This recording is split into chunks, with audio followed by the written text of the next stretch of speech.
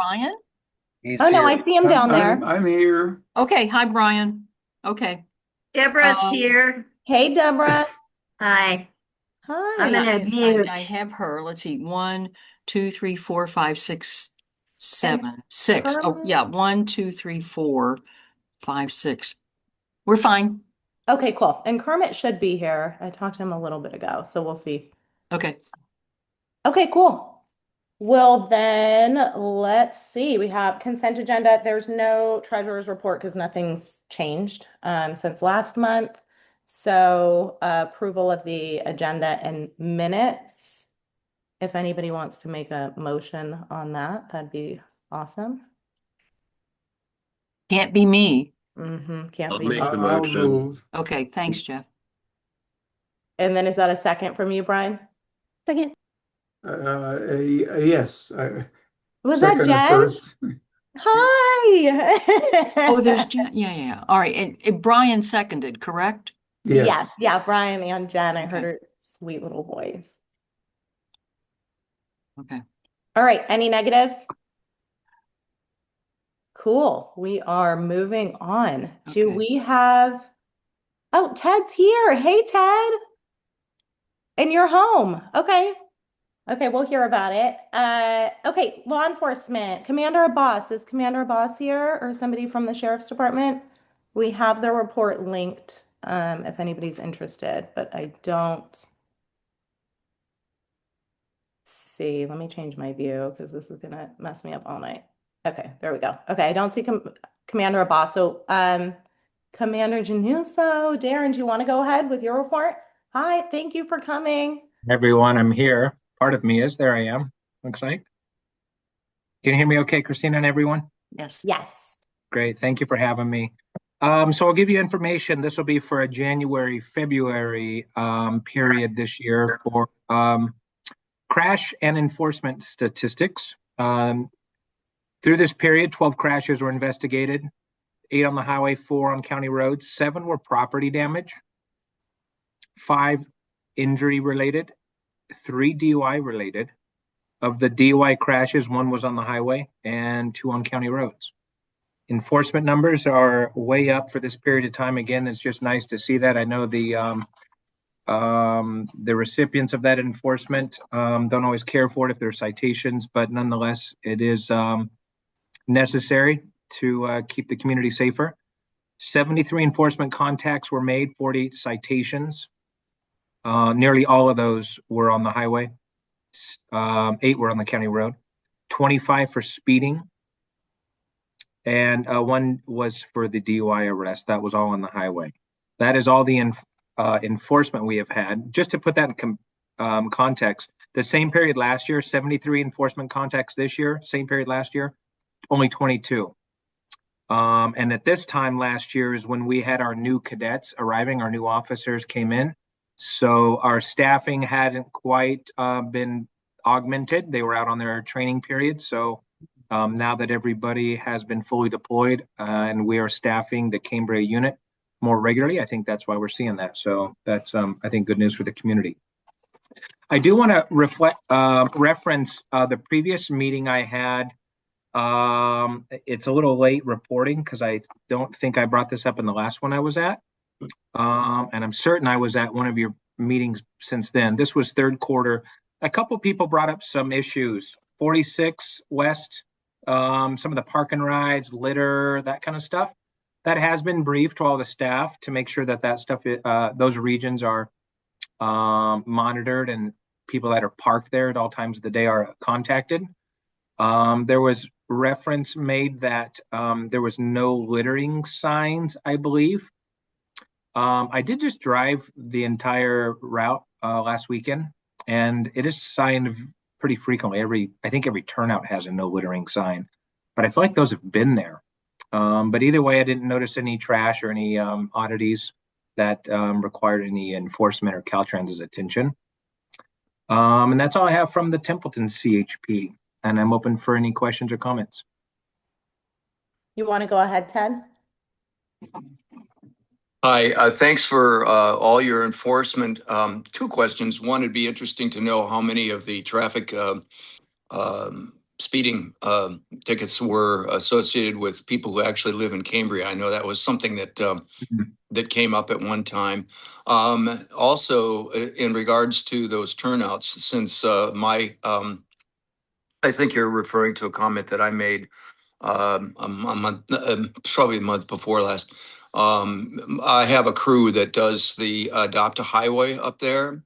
Yep. Mhm. And I can tell you that in the turnouts there on 46, there's no signs in there talking about fines for littering. They may be along the side of the highway, but I've asked Caltrans to put signs right near the rocks, because what's happening is people are backing their whatever up to those rocks and just tossing mounds of garbage behind those rocks, and you don't see them. And the other thing is that, if after almost 3 years cleaning that section of road, I can tell you it looks a lot better when you're driving by it 50 miles an hour than it really does when it's just astonishing how much junk we pick up. This last pickup was done by some students that were coordinating to get some public service time, and because I was out of town, so I'm very excited. They're very excited that they were able to do that. But again, I would urge your officers to take a look behind those rocks before they just drive off, because it's going to be a very different story. And I'd like to get some signs in those areas a little bit closer in this area, not just on the roads. So, but thank you anyway for please. Thank you. No, not anyway, but thank you for following up on that. Thank you for the comments, Mr. Key. Let me respond. So I see what you're saying. There are signs along the highway. That's for the traffic that's pulling in, bring their awareness. You're suggesting as you get up to the actual vista at the rocks. Yeah. So as I think about that, I'd want to caution any movement or new signs. I'm thinking there's going to be an obstruction to the visibility now that would kind of, as you look out, you're going to see signs. And that. Are we talking about the same place? I'm talking about on 46. Right. Well, any place where the signs, you're suggesting up closer to the rocks, this is where you'd park to take in the vista, correct? No, I'm talking about the turnouts. Let's see, we do between Dover and York on 46. So it's sort of on the other side, and it's those pullouts on the north side of 46 there. They're not really scenic pullouts. I'm not sure what they are for, but but they're the pullouts there as you're coming up from not Dover but York. No, yeah, I think it's York. As you're headed towards Cambria. Mr. Key, so we're talking about the same thing. If I give you my email, I'll send it to you in a chat. Would it be too much trouble to give me the GPS coordinates or maybe screenshots of the exact location, like Google Maps, Ariel? Yeah, sure, I can do that. Yeah, right. That way we can speak apples to apples. Yeah, absolutely. I mean, yeah, sure. Okay, and I just spoke with Caltrans on an unrelated matter for something in the city of Paso Robles yesterday. She's been my great contact to make some impressive change up here with things that I've asked for. So I will reach out, and if we can, that's obviously not her side of things because she does safety and engineering, but I can reach out to the maintenance crew or get a contact to see if we can relocate the signs once I see your perspective, and we can monitor that. But let me see what I can do, okay? Thanks. Yeah, I mean, Ruben is the guy that I talked to at Caltrans. Yeah. He's the head of, I don't know what, maybe you know him. My notes have this written down. You said Ruben also, but he is he's a mover and shaker too, so he's the right person to get a hold of. I'll see what I can do. Great. Yeah, I'll try and pick that up in the chat, and I can send you my email too. So. Yes, sir. Thank you. Thanks. Bye-bye. All right. Thank you both. Let's see. Anybody else for CHP, or we can let Darren get to his next advisory council meeting. Thank you for making it and for looking into that. So we'll see you soon. Thank you, Christina, and thanks to the group. Have a good night. All right, you too, Darren. Bye. Okay, our Cambria Fire Chief, are you ready to go ahead? I'm ready. Thank you. Okay, so for the month of February, can you guys hear me okay? Yes. Awesome. So for the month of February, we have a total of 86 incidents. We had 10 false alarms, 13 public assists, 7 hazardous conditions, 55 medical emergencies, and 1 fire. Comparison, we served 60 of our residents, 18 were non-residents. In February of 2025, we had a total of 85 incidents. Year to date for right now is 194 total incidents, and year to date in 2025 was 174. So moving on, training that the crews focused on this month was mostly about residential above retail fires. Those are mostly the businesses along Main Street that have apartments above them. And so there's some technical, kind of tactical decision making that they have to train on in order to handle those fires in the correct way. So that's a specific training that they need to do. We also focused on levies and flammable liquid, excuse me. As well as airbags and cribbing, which is vehicle stabilization. And we have these struts that are called Rescue 42s, and those are to stabilize vehicle if they're over the side or on their on a cliff of sorts to stabilize those vehicles. Public education, our crews went down to the Coast Union Career Day. They said it was pretty successful. Not a whole lot of interest from the kids these days, but that's not surprising. But it was a successful event.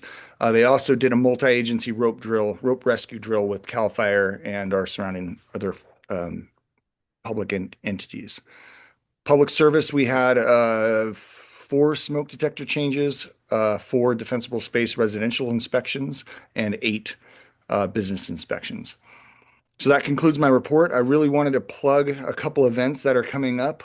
One of them is going to be the April 18th event that we've got a lot of hands involved in that. Our general manager has done a great job of being able to secure a presenter, and it's going to be Taley Technical Consulting is going to be there. So on the flyer, I don't know if you guys have all seen the flyer. Hopefully you have, but the sessions are going to be the event is going to be from 9 a.m. to 5 p.m. But I wanted to clarify that the sessions that he's going to be speaking at is from 9 a.m. and then another one at 1 p.m. And so those are going to be 2 separate times. So if you showed up at 9 or you can't make the 9 a.m., just remember to come back at 1 p.m. and he's going to be doing the same presentation again. During the kind of intermission, so to speak, there's going to be a table set up that the liaisons are working really hard to put together a go bag kind of, I don't want to say presentation, but just a demonstration and kind of something that they want people to be able to come in and flow through and talk about go bags on kind of a little bit more intimate setting, less structured, less instructional. And so they can kind of come in and just see what our community is doing in the way of go bags. Also at that time, during the intermission and throughout the entire day, there's going to be a CPR training as well in the Vets Hall. So again, super excited about that event coming up. And if there's any questions, please reach out to myself. I know there's a lot of liaisons on this meeting, so reach out to any one of them and they'll have more information for you for sure. Another event that I wanted to plug really quick is later. It's going to be in May, so it's May 9th. We're having an open house up at the fire department. We're calling it an open house, but it's really an emergency preparedness fair. So we're going to have a lot of the entities from around the county, just like we did last year at our emergency preparedness meetings. They're all going to be up at the firehouse. They'll have their booth. It'll be the same way. People can just come up and talk with them at their leisure. It's going to be the same thing from morning, basically 9 to 5-ish. And again, there's a flyer floating around about that too.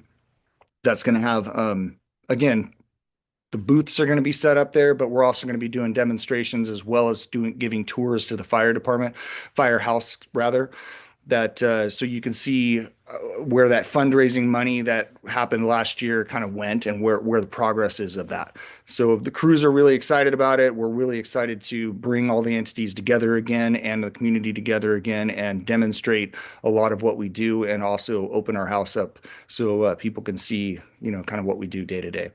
Those are the 2 events I wanted to plug, and that concludes my report. So I'm open for any questions. Okay, Michael. Cheryl, do you want to go ahead? Yes, I do. Michael, you're plugging the smoke detectors, but due to the incident that happened with the carbon monoxide, and a lot of people are not educated with the carbon monoxide detectors. Is there any way that we could start plugging that and make sure that they're plugged in? And we don't even know the appliance that this leakage caused. And, this is a big thing. It's a big, huge thing to have happen in our community. So that's Agreed. Agreed. And so yeah, and thank you for bringing that up. So, that I do want to point out that although, tragic, that was a very, very unique and very rare occurrence. And, there's a lot of factors that are unknown still about that event. And so, but I do recognize that. And when we talk about smoke detectors and when our crews go out to change batteries on smoke detectors, we're also doing carbon monoxide checks as well, as far as if their detectors are working properly. And so those are parts of it. I know we say smoke detectors, but most of the time we're doing both. And that's a good point to bring up, because most of the smoke detectors now are also dual purpose. yes, they are. Yep. And so that's a really good, again, a good reason to have those inspected annually and checked annually, by ourselves or by another professional. And we're happy to come out and do it. And so again, although this was a very, very unique and a tragic event, it does kind of wake us up a little bit and remind us to check our appliances, check our detectors, and make sure that they're all in working order. Well, the new ones that like we put in are 10 years. Yeah, exactly. Yes, for sure. And that doesn't, but we still want to encourage people to have them evaluated every year. Again, because the batteries will if they do have a battery externally that can be replaced, we need to replace those. And again, they just need to be checked, and just as everything in our homes do. Oh, yeah. Thank you. Thank you. And then I'll follow up with what Chief Berkey said about the April 18th meeting. Um, Mike Kataley, who is a 30-year retired LA City firefighter, along with one of his other uh, partners that he retired with, will be there. And they're going to talk a lot about preparedness and evacuation preparedness through the lens of what they dealt with in LA. And so it's an outside voice that's going to bring some outside experience. We're talking about the Northridge earthquake. We're talking about some of the major events that happened down south, in which they spent a 30-year span of a career um, managing those types of incidents, and their firsthand experience on what it's like to try to get areas like Los Angeles evacuated in certain areas. And so that's going to occur. Those are 2-hour sessions, one from 9 to 11. The other one is from 1 to 3. And like the chief said, we're going to have our liaisons there working on go bag demonstrations. And the district purchased over 400 backpacks, basically go bags, that we're going to be handing out that contains um, some swag, let's say. We've got ibuprofen, emergency blankets. The liaisons are working with the fire safe focus group to work on wrenches, gas wrenches. So we'll be handing those out at that meeting. And ultimately, the purpose of the April 18th meeting is to get our community prepared to leave. Um, you know, Partially prepared doesn't work for us. We have one way in, one way out. And so, we are eerily similar to some of these fires, like the Camp Fire in Paradise and the Palisades Fire, where we have limited evacuation routes, and we have to have our community and their buy-in to leave early. Highway 1 is one way in, one way out, and we're going to have emergency vehicles coming in. So what we want to do is promote this event to start to get our citizens prepared and be prepared to leave early before the full-on evacuation alert. And so we're bringing in some outside consultants from larger cities who have dealt with major catastrophes to try to give their perspective and help us see through their lens. And then also hand out some of these starter go bag kits to start to prepare our community to go. Now, again, we only have about 400 of those, so it's kind of like while supplies last. But it's going to be a great event, and then we're going to follow that up with the May event at the open house with the fire chief and all those different agencies, and tie it all nicely together. And we'll continue to do these over the next few years as we gear up for our what do we call it? The evacuation drill that we want to get done at some point. So. Yeah, and to Matt's point, so the evacuation drill is tentatively planned for next, I believe we're shooting for next spring, so spring of 2027. That's what this entire everything we're doing right now is kind of leading up to that. And this isn't going to be like an entirely, a community-wide drill. We're focusing on certain areas, and then as we move forward, we're going to expand on that. So more to come on that for sure. But yeah, I echo everything Matt just said. Yeah. So hope to see all of you there. Pass the word. We have flyers going out in the mail to all the residents in Cambria, and it'll be a good day. So I'm open to any questions, and obviously the chief is. Lisa Murphy, go ahead. Super quick question. When putting up a thing that's both a smoke alarm and a carbon monoxide alert, I know smoke rises, carbon monoxide sinks. Where best do you put one of those dual systems? Typically, they're best in the ceiling as well. Then they're designed for that. Yeah. Okay. Yep. That's where, and if all else fails, follow the manufacturer's instructions. There are some that, as you've seen, I'm sure, plug into the wall, or some that are just not even plugged in, but just on the wall themselves. So there's various types and various manufacturers, and just follow the manufacturer's recommendation. But most of the ones that dual that plug into the ceiling, they're designed for that specifically. So, Perfect. Thank you. you're welcome. Okay, not seeing any other hands. Thank you, Berkey. I don't know if you're going to stick around with us. And yeah, thank you, Matthew, for the extra info. Want to open up to public comment. Do we have any public comment? Ted Key? Hello. Many of you probably know I've been a rescue volunteer for the Marine Mammal Center for the last decade. I'd just like to draw everyone's attention to the avian flu epidemic, which has left the southern hemisphere pretty devastated, actually. The elephant seal population was hurt very badly down there, and we're now seeing it here. So what I would like to do is to remind everyone to keep their dogs, kids themselves well away from animals on the beach. Could be elephant seals, could be sea lions, whatever. Stay away from the animals. I mean, of course, it's a federal regulation, but people don't always follow that, unfortunately.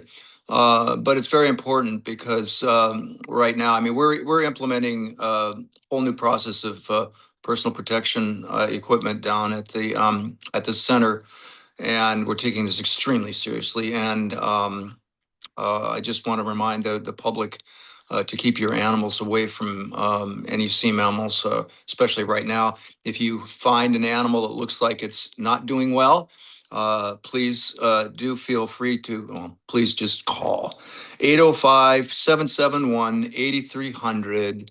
Gets you to our rescue line, and we will send crews out to handle the situation the right way. Thank you. Thank you, Ted. Katie, do you want to go ahead? And you're muted. Hi, thanks. I can keep this nice and short. My question and thoughts are for Jim and Bruce. Hi, Jim. I wanted to thank you very much for your email the other day. That was really a great thing to receive. It gave information to myself and Christina that I've been waiting for that kind of information now for several months. So that was great to see some dates on there. And you may end up speaking to this later on in the meeting, so I don't want to, get ahead of myself or out in front of my skis when you're probably going to talk about it. So I just wanted to check with you to make sure we'll get an update from you on the situation with the Wilton Circle neighbors, the Newton Ramsey properties, and that I just want to confirm those enforcement timelines with you and make sure that those are holding, and then sort of get a little bit more information from you regarding follow-up inspections. And, we had some law enforcement activity at those properties last week. And there's more grading going on. So it's sort of business as usual over there. So I'm looking forward to any help that the enforcement department will be able to help us with. All right, thank you, Katie. Brian, do you want to go ahead? Yeah, my question is probably during the time that Supervisor Gibson was going to present, but it is public comment. So, and it has to do with the Lambton Park emergency access, which was destroyed in the storm of January 23, I think it was. It was a long time ago. And we brought it up several times as it is a part of Cambria's emergency pedestrian evacuation system for evacuation during wildfires and rain or whatever. And it should have been done. It seems like it should have been done back when FEMA repaired Shamel Park, which was another county park, during right after the storms of January 23. But it hasn't been, and every time I bring it up, the question is, well, there's going to be an RFP, and the reason I bring it up right now is that there's a subject on Nextdoor, which we all kind of worry about, social media, but it has to do with the quote informal RFP going out for the repair at Lambton Park. And somebody mentioned a formal RFP will come after that. But in any case, it's an informal RFP, but it's like what, 3 years after the fact. And this is an emergency evacuation system for pedestrians in Cambria. And we all know that it's 2.5 to 4.5 hours to get out of town on via automobile. So a lot of people, and especially in Marine Terrace, are going to head to the water, and which is our case. And anyway, I'm concerned about the fact that a formal RFP is not out yet.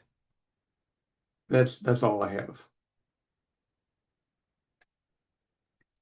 Okay, well, not seeing any hands. I think either Bruce or Jim, do you guys want to touch on that and we can kind of move into your portion of the meeting? Sure. Thank you, Madam Chair. If you want me to move into my portion, I can speak to those items that came up and others. So let me start with Newton Ramsey.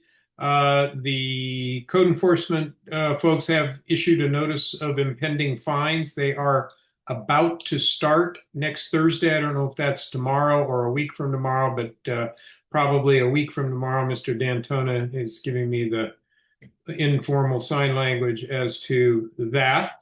They are going to be meeting with the property owner ahead of that to see if they can get some quick action there. It's, it is just, again, part of the due process there of working through the different rungs. The fines is the next step up the ladder in terms of impact to the property owner. And the one beyond that is to actually take them to court and to file a receivership, which is something we have done in one instance, and we will be doing in another here fairly shortly. So Uh, Again, realize the frustration of not having an immediate correction of that, but wanted to tell you that the intensity has been upped on that. While I'm on code enforcement, I know we've received complaints about some trash piling up behind the 800 block of Main Street. This is visible from Highway 1 behind the buildings that are out in West Village. Code enforcement has issued a notice of violation there, which is, as you probably know by now, the start of the code enforcement process. So we're hoping that that puts them on notice that they need to be doing something about that. And we will, Jim and I will be continuing to check in on making sure that follow through is done there. As to Lambton, I know Lambton was damaged along, I think it was Harvey Street, if I remember correctly. I know the storms, if they were 2023, were severe. That's the ones that took out the end of the Cayucas Pier. I'm not exactly familiar off the top of my head as to where we are with that, but we, by which I mean Jim, will be checking in with our parks people tomorrow to just get an update on that. We'll feed that back through the chair and let you know what to expect. I hadn't heard anything about RFP informal or otherwise. And then there are a number of other things. I think one of the things on folks' minds, you might well know that last week the Planning Commission approved the CCSD's WRF. It has drawn appeals. I think there may be 6 in number. Our Planning Commission is sorting through those, developing the response, and teeing that up to come to the Board of Supervisors on appeal. I'm not sure exactly the timeline on that. I know everybody would like to get these issues resolved. So we're going to ask for it to be expedited reasonably, but I'm not sure what that means. But it probably at least 2 to 3 months, maybe longer, to get all that appeal responses properly constructed and on the agenda. What else? We're working with the healthcare district as they pursue a new facility there in the east end of the East Village, and talking about the possibility of getting the utility lines undergrounded, at least across their frontage. There's various hidden away pots of money that may or may not be applicable to that, and we're going to see how that goes. A lot of you know, I know, were active in January when we held the Truth Act Forum on the 27th regarding our county's interactions with ICE and other federal agencies having to do with immigration. My motion had asked for a report back within 60 days. And I just got word in the last week or so that while we were hoping for that on the March 24th meeting, which is next Tuesday, it's going to be delayed 1 meeting to April 7th. The ad hoc committee, which is Supervisors Ortiz, Legg, and Paulding, have been working through 5 different things that we had asked them to. And but we'll definitely have an item on for April 7th. And finally, just got downloaded the agenda for next Tuesday's meeting, and Jim informs me that one of the items there is a board's consideration of the expenditure plan for the Local Roads First half-cent sales tax that SLOCOG presented to you at least once, maybe a couple of times. What to know about that is that there are actually parallel paths moving to get this to the ballot in November. One of them is the SLOCOG process, which involves all the 8 jurisdictions that are members of SLOCOG, 7 cities in the county. Get the county to then, by a vote of the Board of Supervisors, to put that on the ballot. All that done, that requires a 2/3 vote.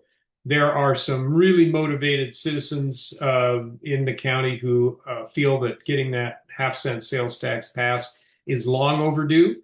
And so they have taken on a citizens initiative to qualify exactly the same measure for the ballot based on a certain number of signatures, which I think is on the order of about, what is it, Jim? 12,000, 15,000, 12,000, I think, right? And what's that group calling that measure? Instead of local roads first, it's Low County Better Roads. better roads for everybody or something Yes. like that. Better Roads for Slow County. Yeah. Anyway, the advantage of that is that if this qualifies as a citizens initiative, and we should know in a month or two whether they have the requisite number of signatures, then it goes on the ballot only needing a 50% plus one vote to pass. So I know you've heard at least once all the reasons why this is being pursued.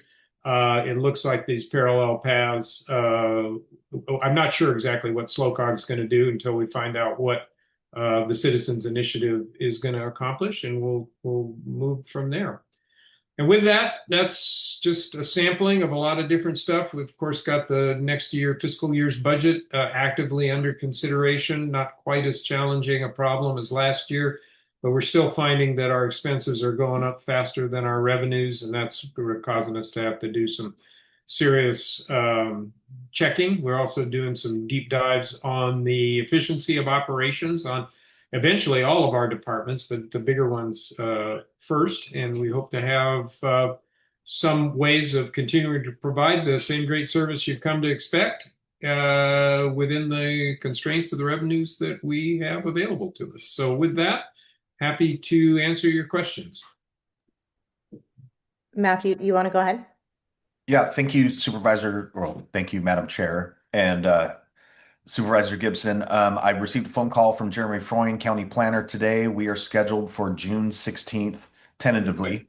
You know, that could be pushed, but I appreciate all the support, and we're looking forward. We're looking forward to it. So thank you so much. Great. We'll look forward to seeing that come. I'm not seeing any other hands. So I actually have a question though on the Citizens Initiative for the half-cent sales tax.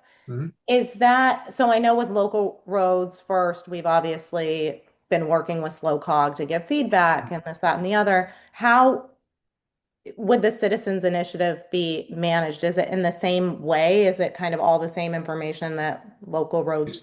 It's basically exactly what SLOCOG had put together based on the conversations they had with the communities, the distribution of the monies in various proportions in different parts of the county as appropriate. And they found that was the simplest way to move this forward. Okay, cool. So then I'm just trying to understand. I feel like I read one article on it and I don't fully understand like the tandem things. I get what you're saying in terms of it being easier for it to pass because it's a citizens initiative. Right. But what would then it follow the same process in terms of like working through those kinks for distribution and stuff like that? So those are all settled and baked in. So whatever SLOCOG had taken the input from the communities and established how the funds were to be distributed, in what ways would they be specifically distributed, in what ways would they be more generally distributed, with the idea of making sure the benefit for that measure would flow all over the county. So that conversation between SLOCOG and the community had come to its completion. SLOCOG has made a decision, and that's what the Board of Supervisors will be finally approving, the expenditure plan on Tuesday.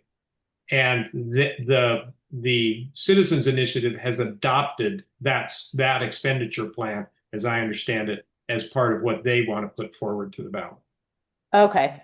That's interesting because we've been going back and forth and then I didn't realize that was completed. So maybe we'll go That's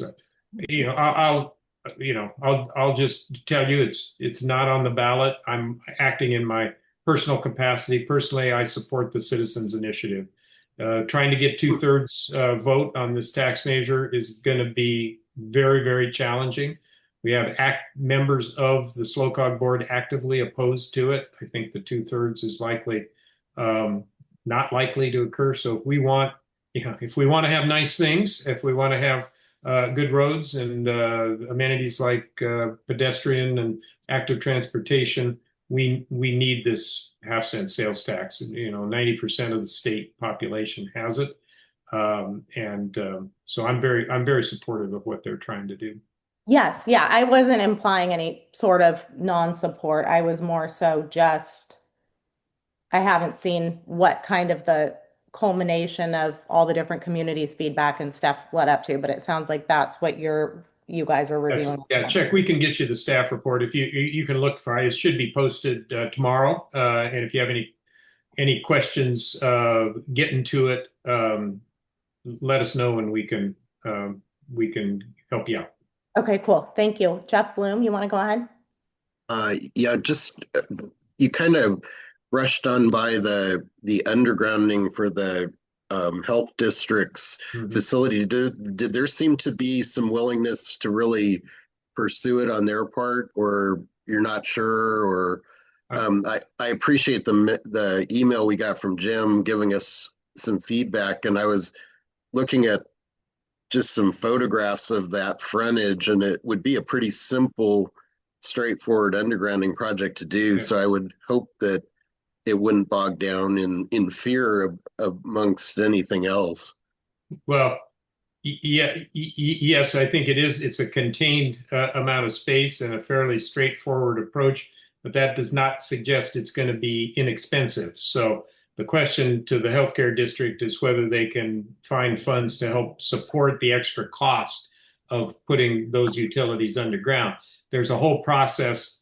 PG&E accumulates monies in order to do undergrounding projects that can be expended, when such projects come up. And what we're exploring is whether that particular project qualifies and is queued up properly to take advantage of it. I haven't talked to the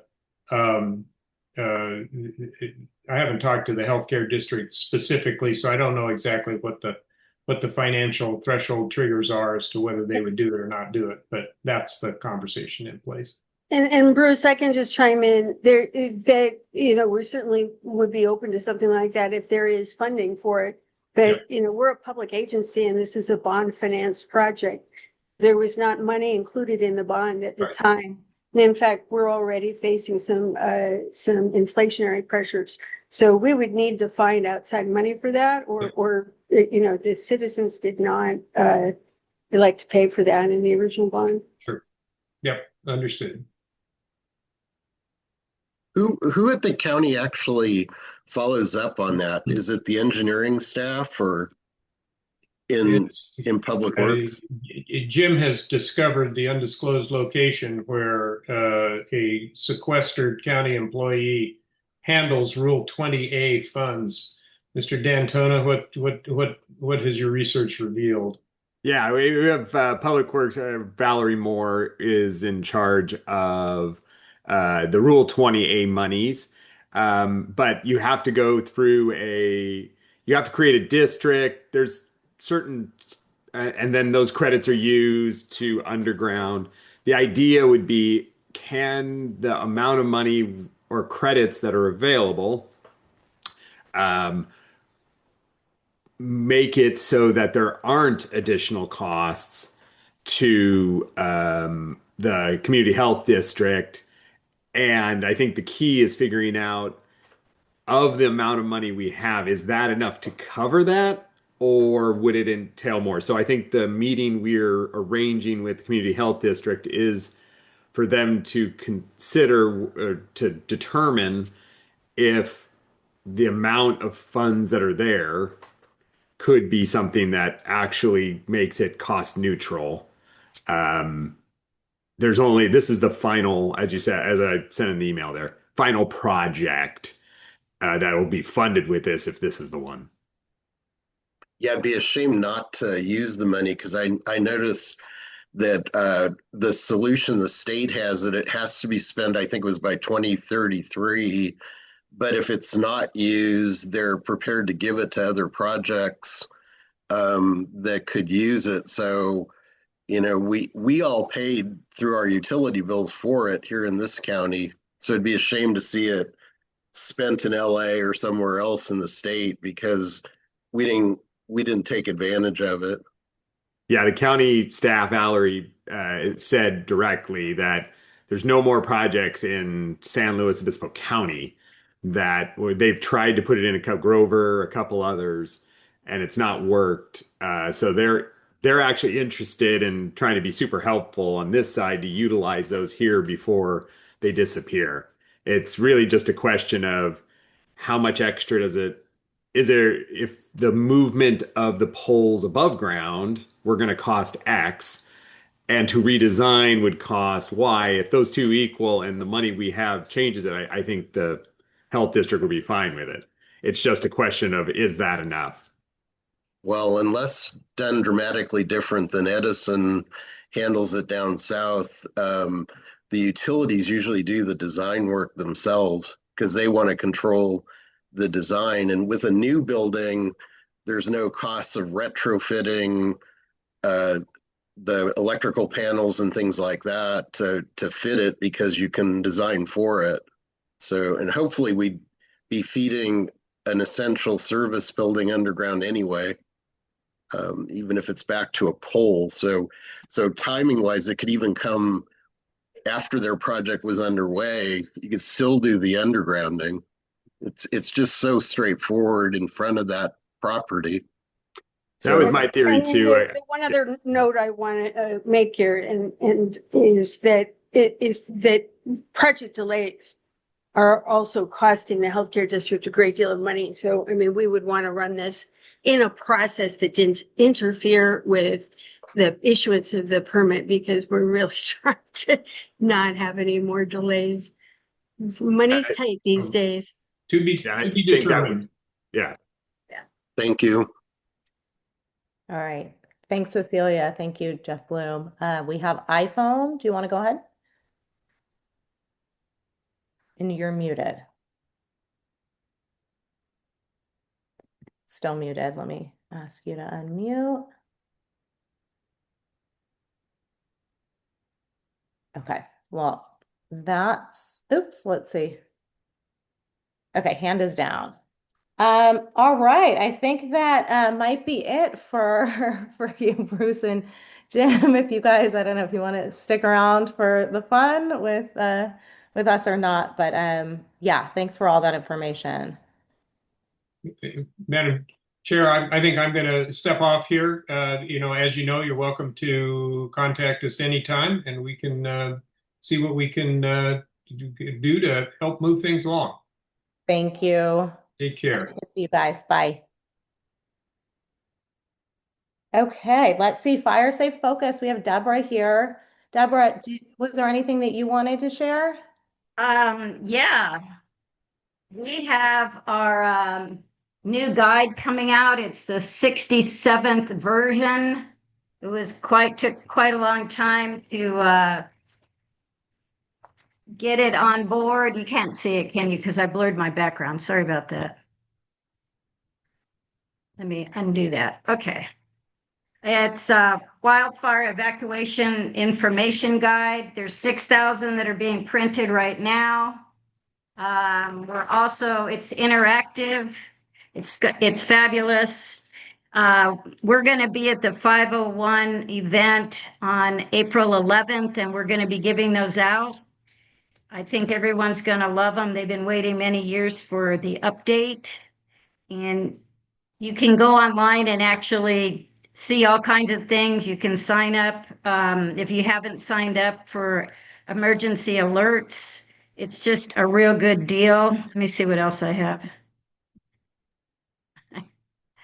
I have this new version of Word and it's not cooperating. I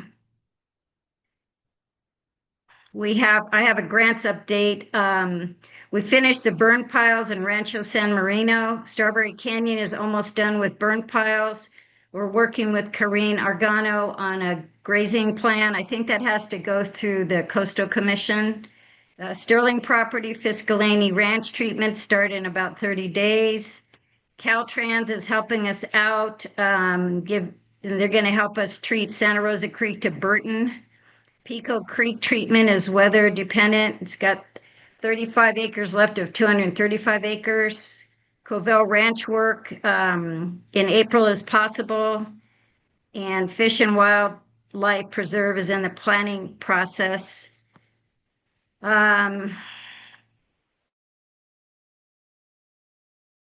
see. Sorry, folks.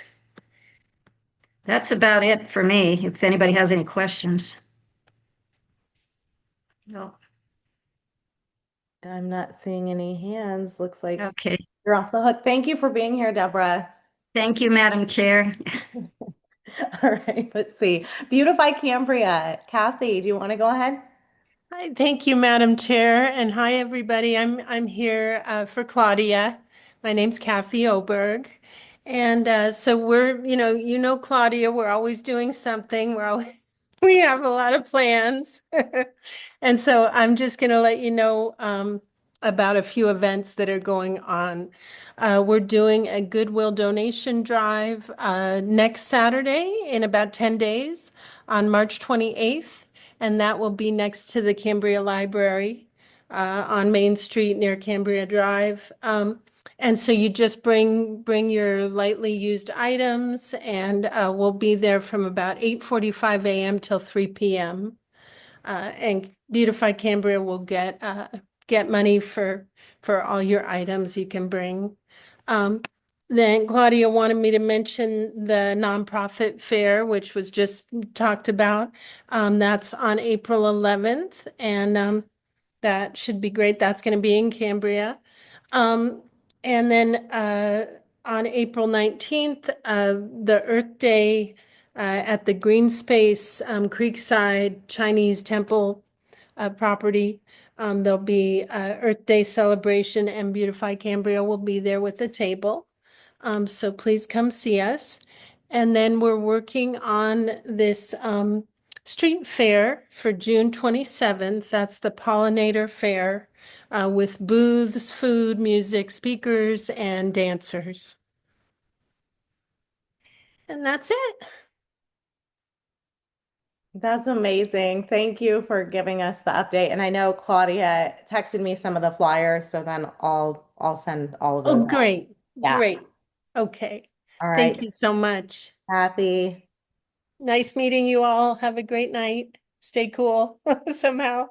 All right, let's see. So we have a land use item,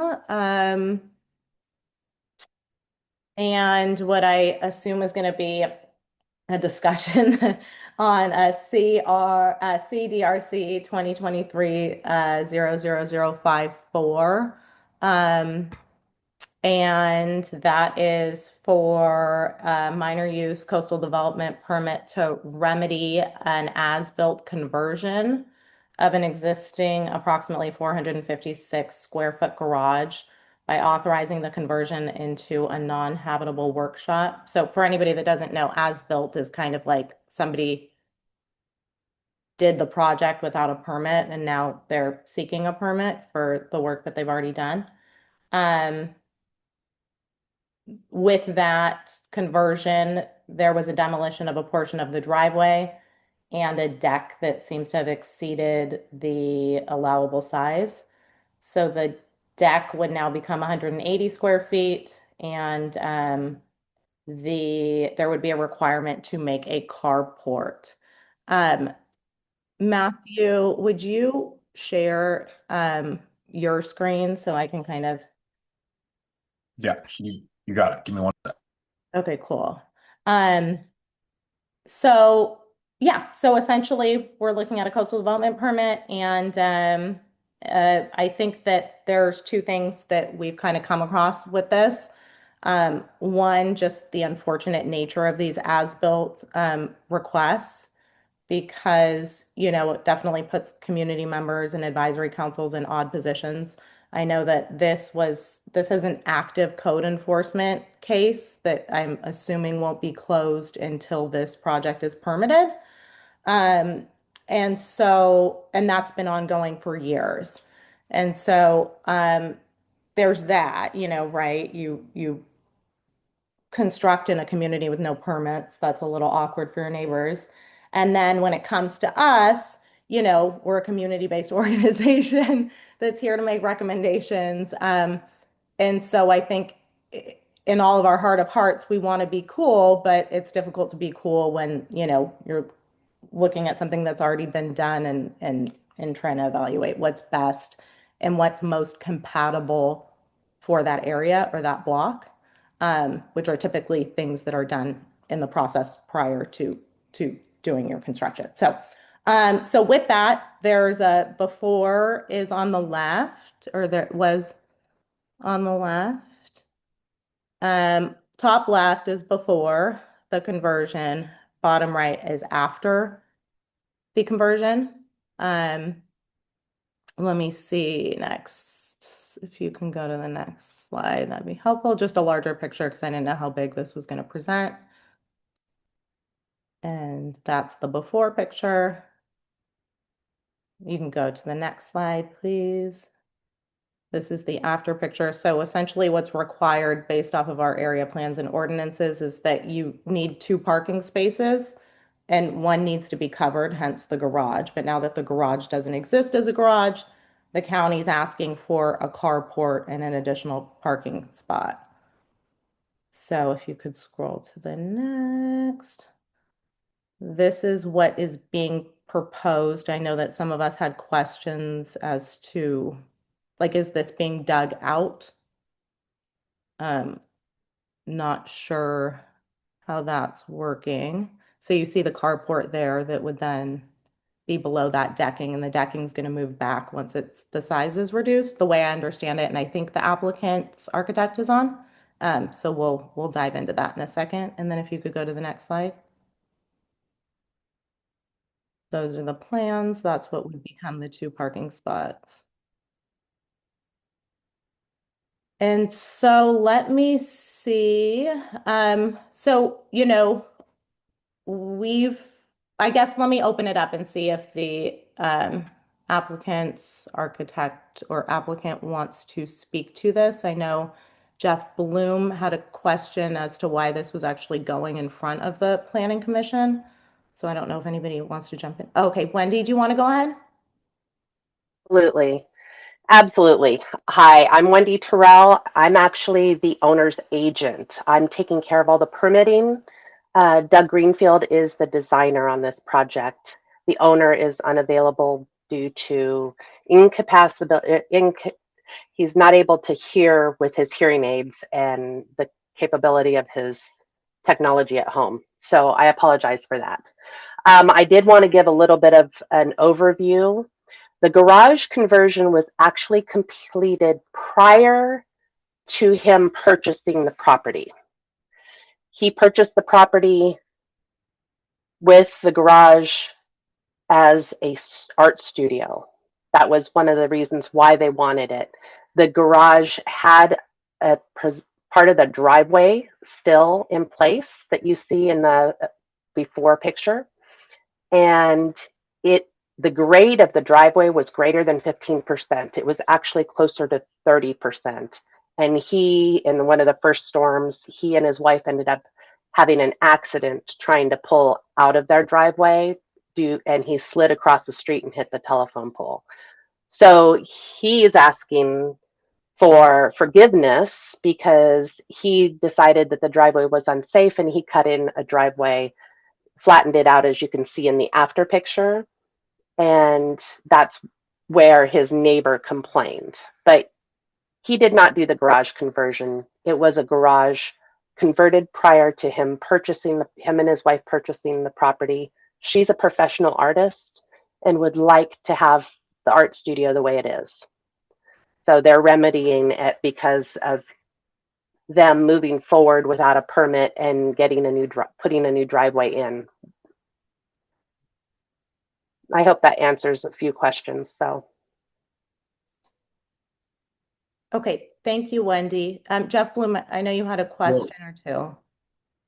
Yeah, a couple, maybe to help everyone understand better. There's in your submittal package, there's one slide, and I think, Matt, if you can put back up Christina's slides. the picture shows up here. Keep going back some more. One more. I think you had another one. Some more. Keep going. No. Keep going. One more. There's another there. Okay. So Wendy, in that photo on the left that's on the screen now, what is that? So That this doesn't. is the designer's representation of what the next door houses actually look like. So they take a picture of each neighboring house and then they put Okay. what the new proposal is in the drawing in between them. Okay. All right. So that answers that. So Yeah, that can be confusing if you're not used to sets of plans. well, I'm used to plans, but I couldn't figure these out. What is causing you, if anything, to have to go to the planning commission? Apparently there was a neighbor that complained, and so that opened up a code enforcement. So now we're going through the process to be able to do a minor use for remedying the driveway. Right, but those are normally granted by the staff, not by the planning commission. Well, it's a minor use permit, so it's going through the typical hearing process. Okay. And then I couldn't tell from your plans how far back the garage is from the front property line and street right-of-way line. I do not have the plans up in front of me. Let me look them up for you, and I can tell you that. Let me see.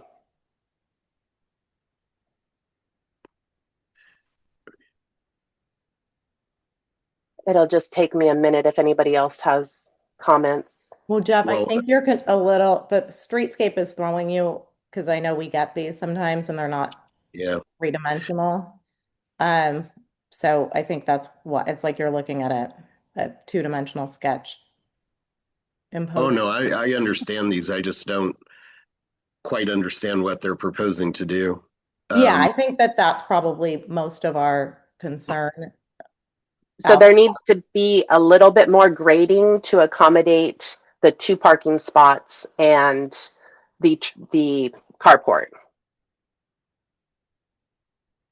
Then what's your front setback to the carport from the street? I will give that to you here. I'm still looking for the most current set of plans.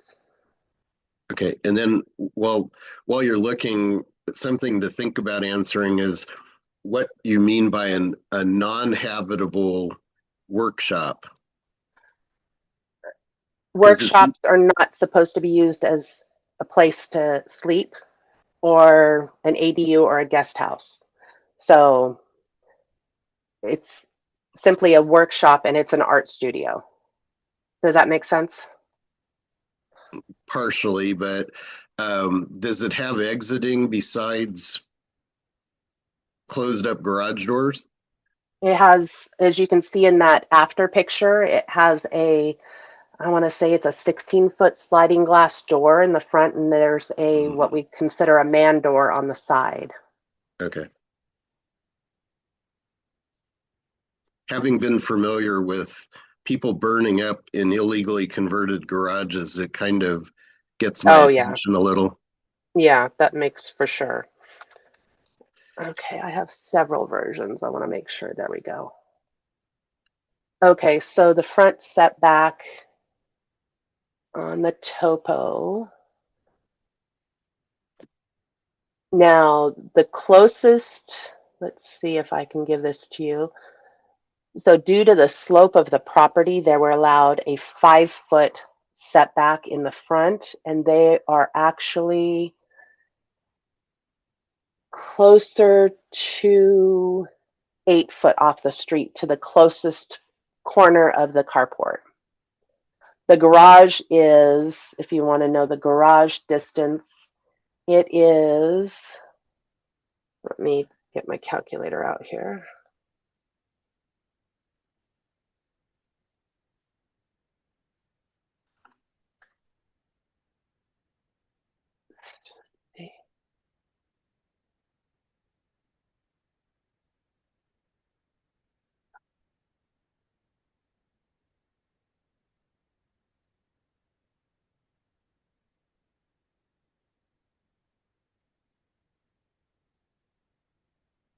All right.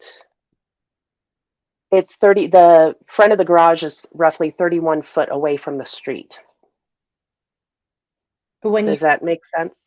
When you say garage, do you mean the structure that used to be a garage, or do you mean Yes. your? The structure that used to be, it's the existing workshop.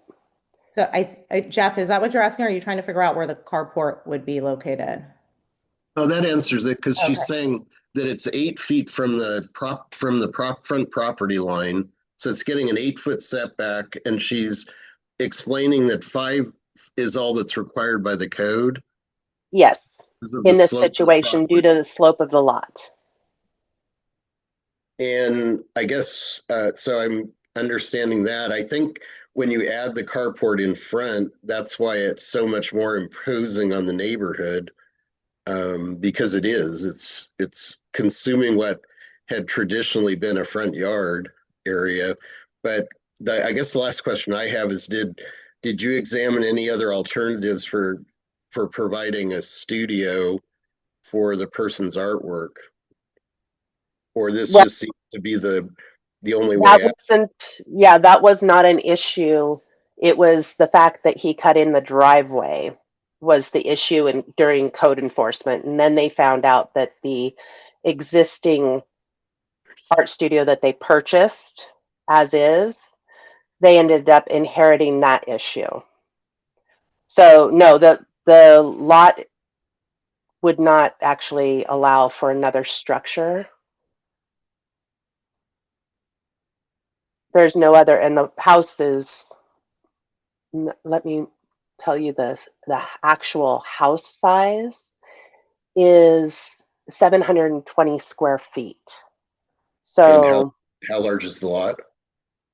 the lot is a 50, let's see, it's a 70 by 76. So it's an oversized, it's kind of between a double and a triple. It's about the same, almost the same square footage as a triple. It's 5346. And if I could just jump in, because I know that there can be a lot of back and forth with like he said, she said, or this person thought they bought that. So I always go back to the original listings for properties. And this was listed as a 720 square foot home with a 2-car garage. So, I'm not sure what happened behind the scene. We just kind of go based off of like the facts at hand. And so that's kind of the facts that we're working off of. So just to be clear, kind of how we're coming to our recommendations, those are the facts that we have to go. It was the existing listing for this property.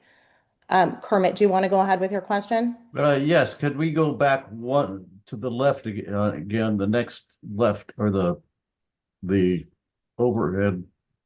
No. Okay, no, keep going. Maybe forward. I want to see the drawing of the structure. I want to see the carport. That one right there.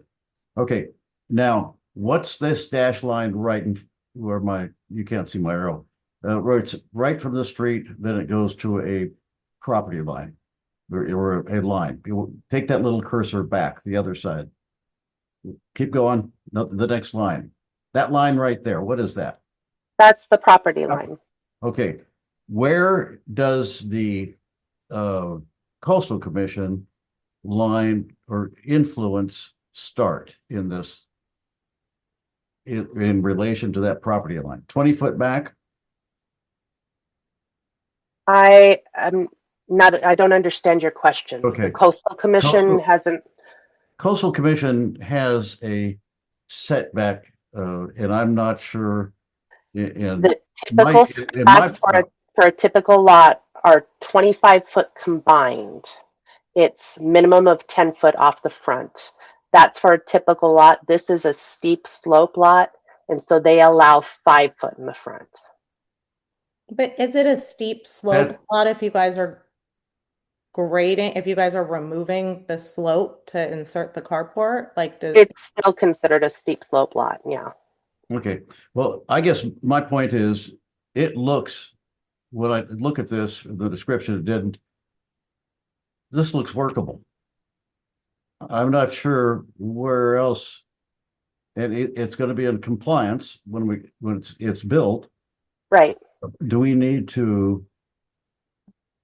Okay, let's just say I had concerns. It's past everybody else so far, and it's all within the compliance setbacks and rules. So. Okay, so I guess I would withdraw my comments to you, Christina. To me, this is a workable plan. It doesn't seem to violate the setbacks. They get a carport in there, don't care. It looks fine. I mean, to me, it's not a downset to the rest of the neighborhood that I was expecting from the description. That's all I have to say. Okay. So questions, well, anybody shout out because I can't see everybody's hands. I think Kermit, if you want to put your hand down. I noticed some of the rock retaining walls on the plans. Were there to be more additions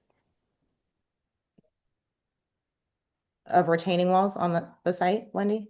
Yes, they need to update from what your picture is. They will be engineered retaining walls, rock retaining walls. So your existing picture that you see, and can you possibly pull that up again for us? Sorry, I appreciate the help there, Matthew. Okay, so there's 3. If you look at the 2 that are right in front of the carport, between the carport, the noses of the cars, and the garage, or the art studio and the deck, those 2 will be engineered instead of garden walls. And then the one, following the cursors, thank you. And then the one that is basically perpendicular to the street but parallel to the cars, that is going to be a new engineered wall as well. And those are considered engineered garden walls. They're not going to be any just plain old Allen block masonry walls. Okay, and so I see it says rock retaining wall, but it points at the car. So can you explain? Rock retaining wall. That's an existing wall that's going to be removed. Part of it's going to be removed so that we can have 2 car parking spots. So is it possible for you guys to like make this any more clear to us? So, I mean, and then maybe we can re-review it, because I feel like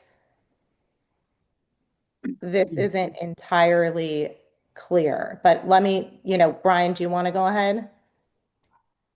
Well, I have a question that is really not directly related to this particular property, but it is, in the sense that the whole question of whether or not we allow garage conversions has been a problem for many years. We've lived here for 35 years, and it's a continuing problem that this was done after the fact, but in any case, people kind of willy-nilly convert garages from what they were originally intended to do to bedrooms.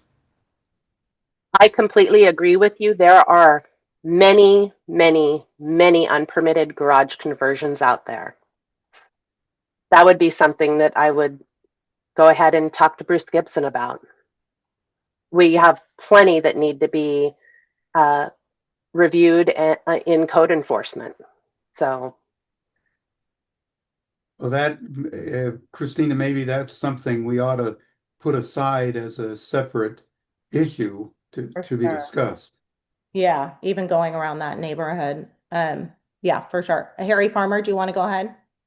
Yes, thank you, Christina. I just want to ask, where is this? I noticed it was on Spencer there. So what is the address of this particular project? It's go ahead. Sorry, it's 2115 Spencer. It's just literally off of Ardith right there. You turn the corner and it's, I think, the second or third house on up the road. All right, thank you. Of course. Thank you, Harry. Jeff Bloom, do you want to go ahead? Yeah, just Wendy, one thing when you were describing the retaining walls, are you building a retaining wall? Because it says something about handrails also that appear to be out in the public right of way, not necessarily in the street, but in the beyond the property line. Is that what I was seeing there? That is, yes, that is what you see. Those are existing. We're not building those. And Is just to make sure everybody knows, I'm not actually doing the project. I'm just helping with permitting. So, well, okay, so we don't know yet whether the county's going to be okay with all that happening in their right of way. nobody has said anything about the existing, those are sidewalks that have handrails, and nobody has said anything about that to the homeowner yet. So if the inspector comes on site and says those can't be there, of course, it'll be taken care of. I know that the owner wants to remediate, he wants to take care of any of the situations that he has inherited that now are issues. Okay, thank you. Kermit, do you want to go ahead? Yes, I want to discuss what Brian said in sort of discussion about a policy that was trying to be created one time or thought of about garage conversions. This is a pretty good example. This is one of the few that can get by with adding a carport and still not crowding into the public right of way on the street, and change it in every way. And 2 units is probably adequate for that single family resident. But I would say that you were talking about a design influence of having too many garage conversions. I think probably the only way you can really successfully prevent that is ensuring there's adequate parking that the unit has that can be conformed or that can be created after you convert the garage into whatever you convert it into. But the parking afterwards for their vehicles ought to be at least 2 units off the public right of way, and any setback required by the Coastal Commission. So that to me would be the biggest issue. And we don't have that in most places. Like the street, going down Burton Drive on a couple of places, the whole front yard is all the way to the street. In the street right away are cars lined up in front of that house, 5 or 6 vehicles per unit. That to me is kind of where I would head down the garage conversion, not so much about the garage conversion, but the adequate parking and how it looks after the fact. So, well, Kermit, to jump in though, I think that the concern that people have raised is over compatibility by neighborhood, right? Each pocket of Cambria, yes. and it just so happens that in this pocket and on Spencer Street, it's single family homes with these driveways and these garages. And so it raises the issue of compatibility for that block. If everybody sold their home on that block and everybody, had a conversion that wasn't yet permitted and removed their garage and yada yada, and then everybody had a carport, what does that imply for the character? What is that path that we're going down? So I think those are kind of the in terms of compatibility for a neighborhood, block by block, that's not necessarily the theme of this block. Okay, but I would say if this piece of property is not clear enough of a deviant, because unless they enclose that future or that carport as is, I think it's compatible with the neighborhood, and I've seen a lot that aren't. So I think the real question is, what definitions do you want to put in that? That's all I have. Okay, thank you, Kermit. Jennifer, do you want to go ahead? Yep, thanks. Good evening. And we can all agree that like every home in Cambria is completely different, right? So I think we can rule that out. But So, Wendy, you said, I just want to clarify, did you say this has kind of passed by planning and everyone kind of agrees with it? Because those plans look great to me as far as the setback and everything. I can see the retaining walls. I know it's a dangerous slope, and there are so many homes that have that dangerous driveway. I've sold so many of them, and it's scary for the homeowner. So I kind of feel a little bit compassionate toward this homeowner. They already had an accident that seemed a little crazy to me in your description. But anyway, I'm just checking in to make sure. You said that it was already um, passed by planning. Is that right? Are we like the last bridge here, the last gate? No, we're like the first gate. It's Okay. going to the planning commission, so we're trying to make recommendations that could help this either be more compatible or, or not, or just, yeah, recommend approval, don't recommend approval with conditions. So yeah, so that's kind of where It we're just the seems first step. I know I'm new to the advisory No, you're council. amazing. Oh, it just seems like it seems to me that it's a little bit over our head a little bit. I know we've got experienced people here. You guys are awesome. I love listening to you. I learned so much from you. Yeah, like I said, I feel compassion towards these homeowners, and I've seen this happen again and again where people buy homes with unpermitted space and conversions and all that, bathrooms that aren't permitted. So anyway, I try and warn people about that and be educational, but it's impossible here. It's been going on for years, but I feel like we should be a little compassionate towards these folks. That's my say. For sure. Thank you, Jen. And just again, you guys, I think I encourage everyone to just look at the facts, right? When we look at neighborhood compatibility, how many houses on this block have carports? How many have garages? What was this property sold as?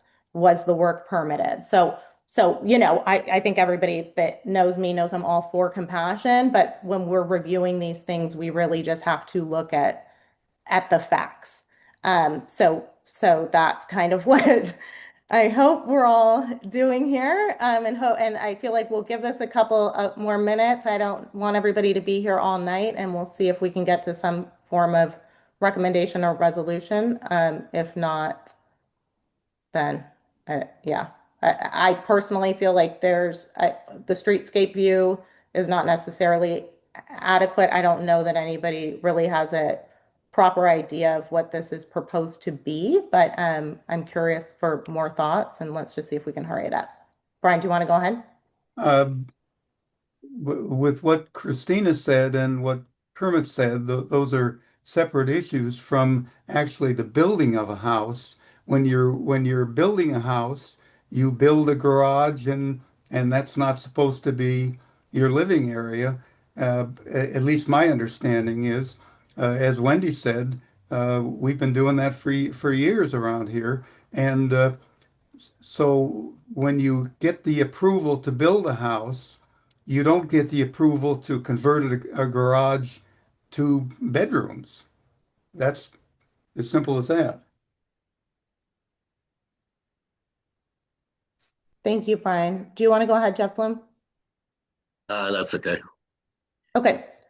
So is there any way we can take this discussion and formulate a couple of recommendations? Or if that's not something that's going to be feasible, then we can just say it's a hung jury. I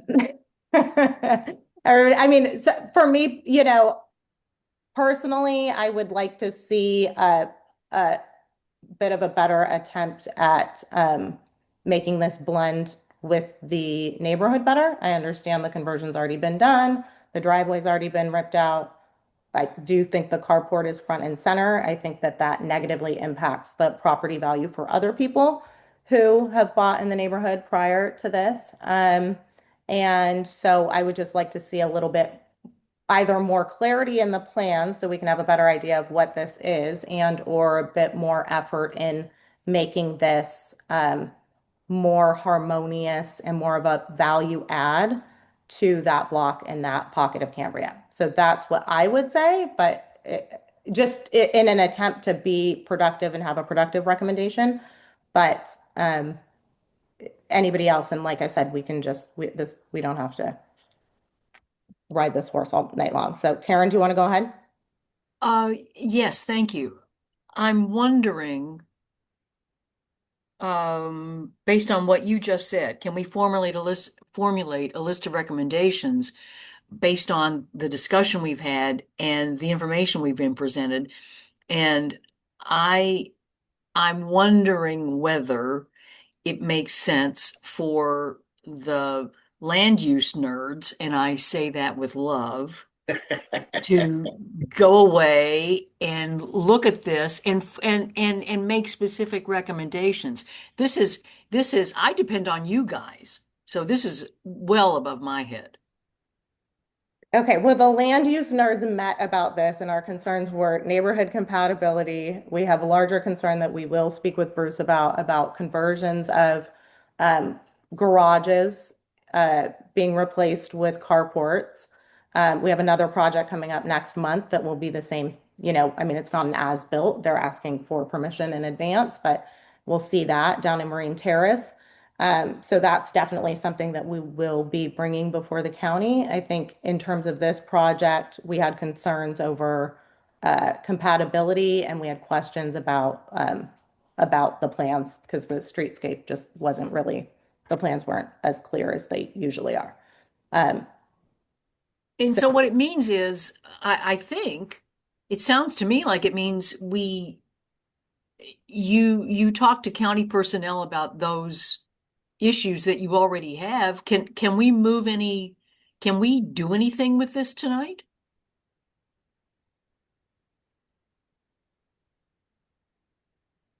Oh, let's see. Can I just add the current plans look better than what it currently looks like? Yes, Jen, you're totally right. Yes, I love you. Yes. So, okay. So then, and Jeff, do you want to chime in? I mean, somebody would have to make a motion. Does somebody want to either make a motion, a recommendation for approval with additional recommendations for on that? No, Jeff is shaking his head. Kermit's not. Well, Okay. I'm not shaking it because I'm unwilling to make an attempt. I guess I have mixed feelings. I don't have, if they improve the architectural appearance of the carport, so it's not just some spindly little carport, and maybe they've done that already. It's hard to tell from the drawings.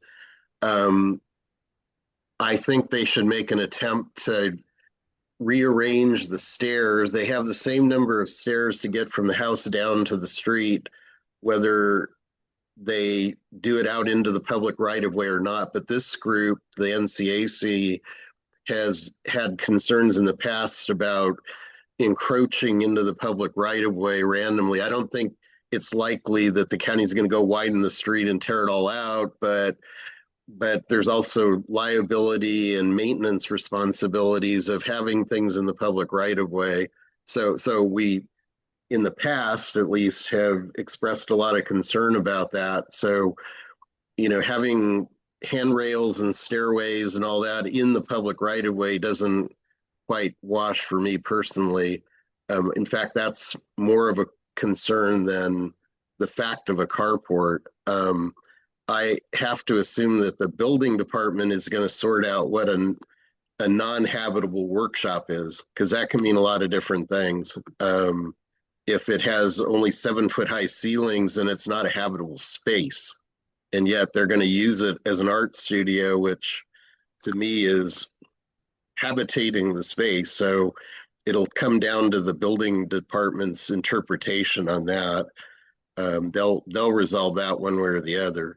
So what we're left with as a group is whether we're okay. They meet the code, at least from what Wendy's explaining, due to the steep slope. So I think our long-term issue is to discuss with the county garages in general and how those carports are handled, not necessarily to hang it up on this particular request since they are following the code. So I guess maybe lukewarm support. Yeah, I feel like I hear emotion happening. And then Kermit, I mean, I don't know, wait, don't jump in just yet, but I'm hearing maybe a motion of recommendation for approval, noting the concerns about the public right of way and the Yes. clarification on the non-habitable workshop. Yes, and then enhancing the architecture of the carport to make it as compatible as possible, as I think Kermit had pointed out, or Brian, one or the other. Okay, I have that. Okay, so Kermit, do you want to jump in? I wrote those down, Jeff, just in case this could be a motion that gets us to move on from this. You're muted, Kermit. Oh, hold on. I agree with Jeff's motion or concept of approaching it as a public right-of-way intrusions, because that they keep creeping. That sidewalk is not exactly a handicap accessible, and that's kind of what you would need to go to an art studio, as well as the tenants of the house itself to get down again, because it sounds to me like they need a better sidewalk. So I think the sidewalk redesign is one, but I think the biggest issue is encroachment on the public right of way. And we ought to defend the public right of way, because that was a complaint when we had the other landscape thing that pushed the public, the one down on Marine Terrace down there where we had the building, the garden pushed out to the public right of way edge, and then that pushed the people back out into the parking area. Yeah. So I think we ought to really concentrate on that public right of way protection and all the possibilities of that house, and a better walkway that it's accessible to a public building if they're going to sell us a art studio. That needs to be completed without being encroaching into the public right of way, and our stand ought to be in the public right of way. So I make a motion, and that's what I'm going to make a motion, and you can modify it in any way, but I would say go ahead and we promote that all actions occur in the public or out of the public right of way, so that it is the building is the structure and proposal are complete and workable from the standpoint of being out of the public right of way, because that's it. Okay, thank you, Kermit. So I'm hearing a potential motion for recommendation for approval with additional recommendation that all actions, including that sidewalk-ish thing, occur outside of the public right of way. Clarification parameters on the non-habitable workshop, and some sort of enhancement of the architecture of the carport that would increase neighborhood compatibility. I'll second Kermit's motion. Whoa, we got somewhere. Okay. Brian. Thank you, Brian. Does that sound good to people? Any negatives, any concerns, anything? Okay. I'm voting for the motion. I'm not negative, but Christina, I need the language from you Yes, for the minutes. It's in my chicken scratch, and I'll get it typed up for you. But I have it. 1, 2, 3. Thanks. Okay, great. We survived, you guys. Oh my gosh. Okay, so yay, Wendy. And I'll get that to you too. Do you feel good about that, Wendy? I do have a question about what everybody's talking about, the public right of way. My question is, how do you guys all get to your houses? Ooh. Go on. Well, how do you guys all get to your houses? We have to be able to ingress and egress through the public right of way that you guys are talking about. So like our driveways cross the property that's between our property lines and the street. And if you ask anybody at the county, they allow you to have ingress and egress through the public right of way. So that's just my question. Yeah, I well, want to know how I should guide the designer to be able to make you guys happy. I'll help you a little. You have and you're engineering retaining walls. What we're suggesting is you not need to do it in such a way that you don't still have handrails and stairs in the public right of way. So a landing's fine, flat areas that don't impede the use of the public right of way in the future. Right now, you'd be totally dependent on, and you'd expect, or the owners would expect, that if the county came by with a street widening project, that somehow the county would have to fix their stairs. No, that doesn't really cut it. You're not supposed to be out there in the first place.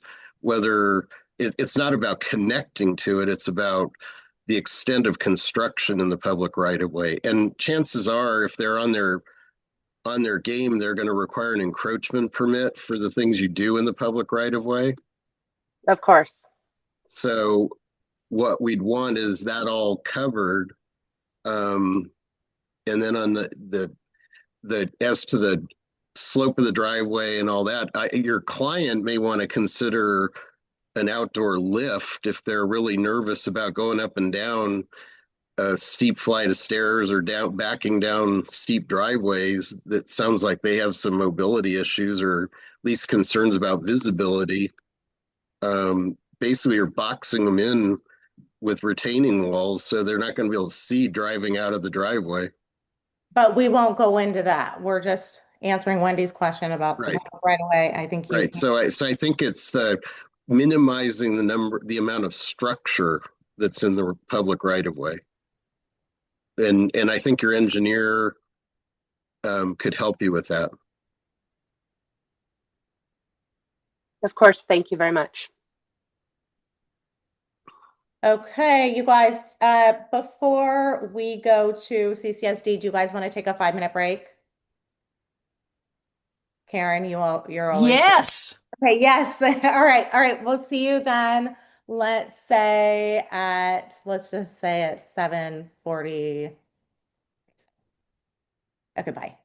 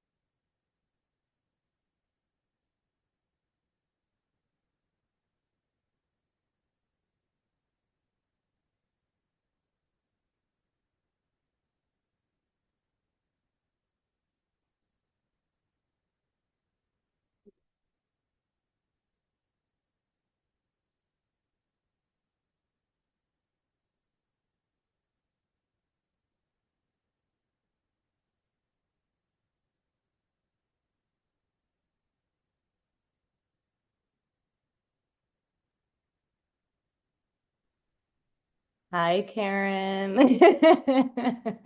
Hi. Oh my gosh. You know, my lighting is so much worse than everybody else's. It looks like I'm in a dungeon. No, it's amazing though. Well, I have to have light so I don't look like a silhouette, you know, like out here. You look. I have to have light so I can see. Well, I have a desk lamp that's aimed at the desk so I can see what I'm writing. It's good. I think it's why you're so good at what you do. Don't change anything. All right, let's see. Here we got Harry here, and I think it's your turn, Harry. Do you want to go ahead?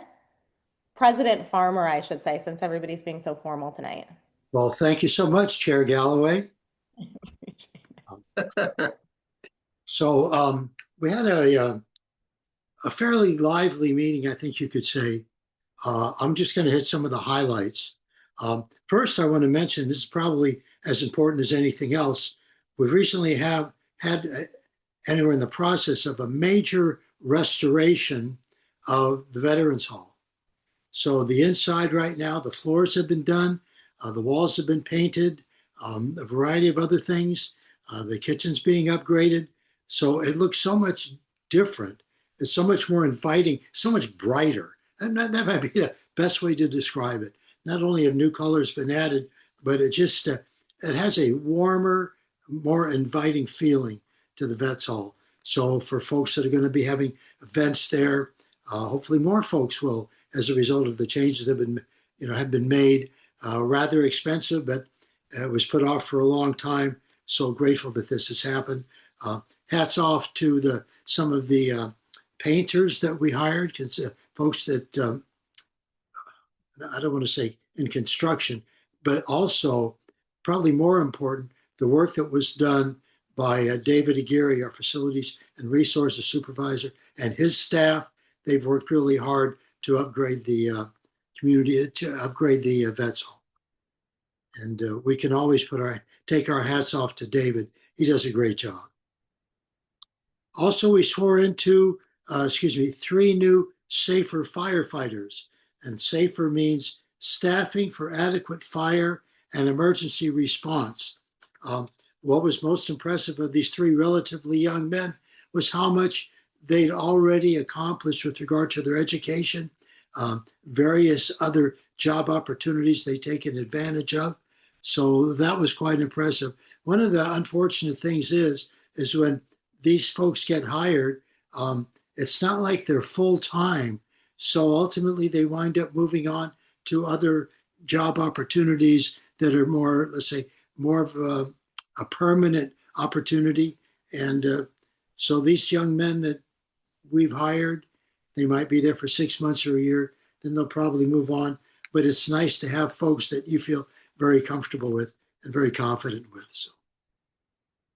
Also, the board on March the 2nd, the district had their strategic planning update workshop. It went really well. And so basically what we did, we adopted the update of the strategic plan that we did on March the 2nd. I won't get into too many details on that, but it's basically projects that we need to do in the next, anywhere from 6 months to 2 or 3 years on the horizon. Probably the biggest challenge that we have is funding some of these projects that are going to be necessary, especially replacing the San Simeon Creek water line that was destroyed a couple of years ago. So replacing the water and effluent line, that's going to be probably, $3-5 million, going to take a couple of years. So that's a bit problematic. One thing I can say that we can be grateful for is that basically all the projects that have been needed at the sewer plant, wastewater treatment plant, the emergency energy conservation measures, they've pretty much been all done. Once again, added expense, but this was definitely necessary, and other items as well. Probably the most problematic discussion that we had was with regard um, adopting the East Ranch Community Park Phase 3 plan. This became rather difficult to deal with. One of the directors has made a real effort to, how can we say, assess all of the various activities that we would hope would be happening on the community park there on the East Ranch. But much of those opportunities are in a floodplain. And so between them being in a floodplain, also with regard to the funding of many of these various projects, and also the maintaining of many of these projects once they're installed, that's a big dilemma.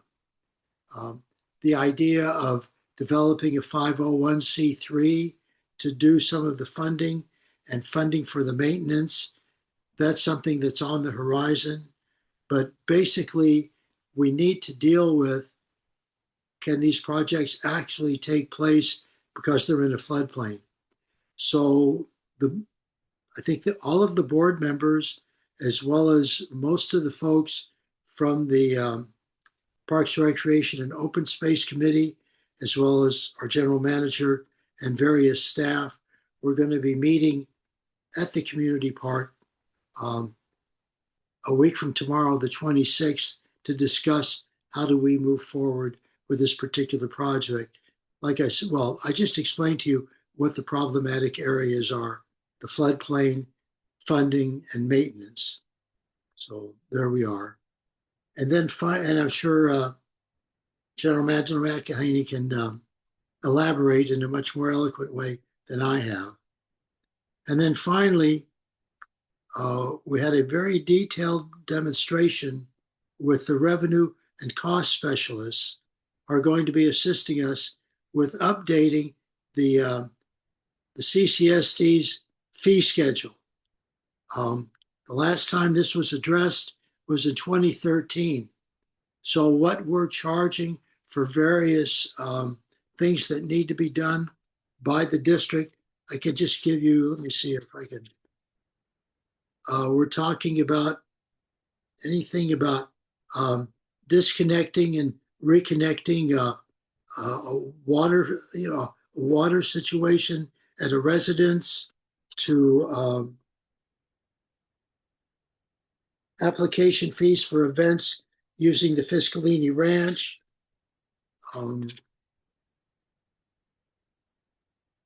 transfer of a water meter, a water capacity fee. I mean, there are just so many, the use of rental equipment. Anyway, I'm getting off the mark here. What we ultimately did was and they had a very detailed presentation from the two gentlemen who represented the revenue and cost specialists. And so we unanimously approved hiring them. I believe it was for about $53,000, $55,000. And I should say that most of us initially are reluctant. Oh no, another consultant.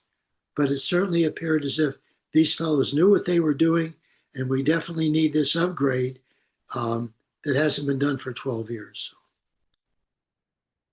So that's what I have to report. And like I say, the general manager will have other items that I didn't touch base with.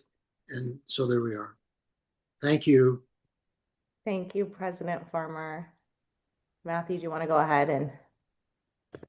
Yes, thank you, Madam Chair.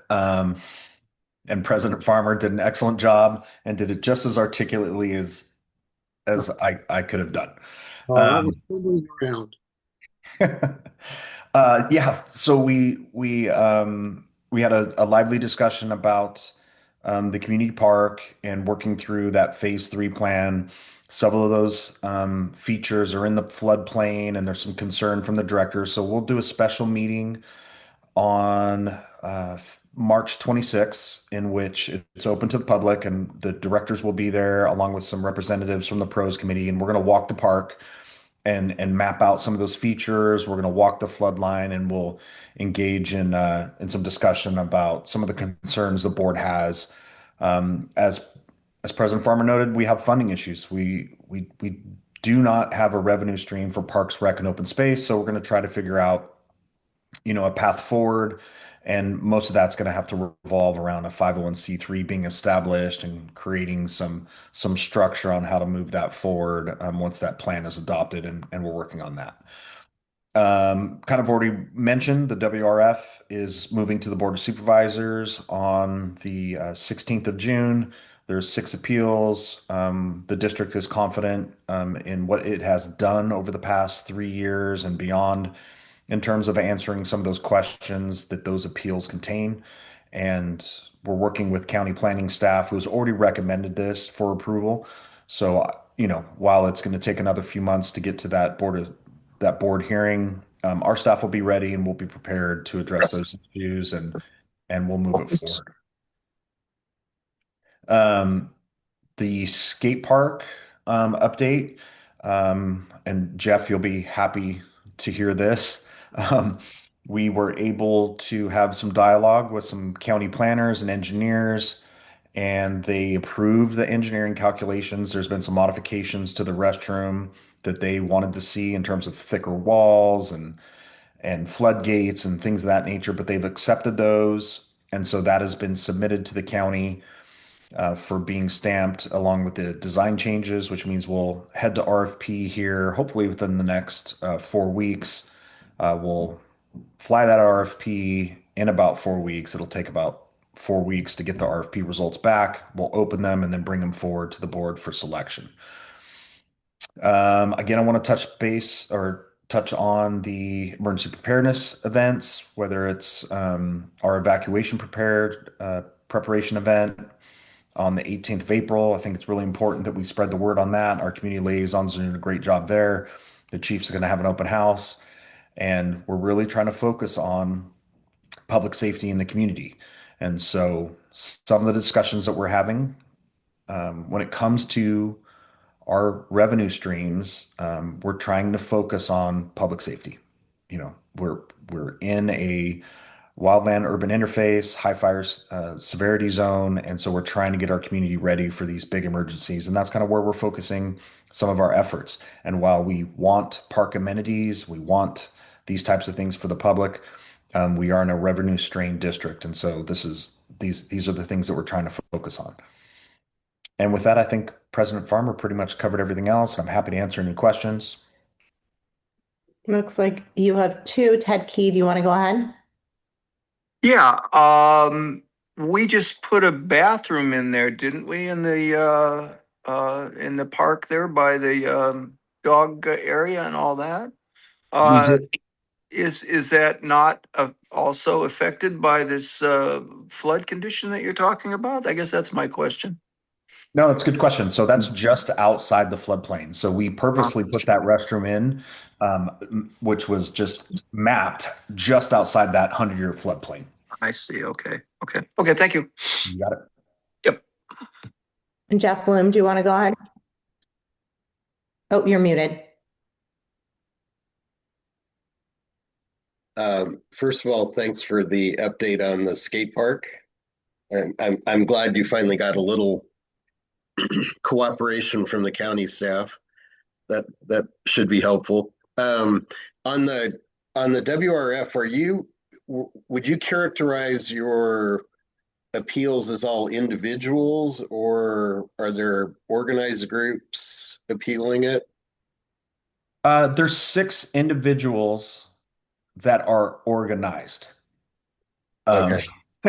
They're all familiar with one another, and they all have the same fairly consistent message.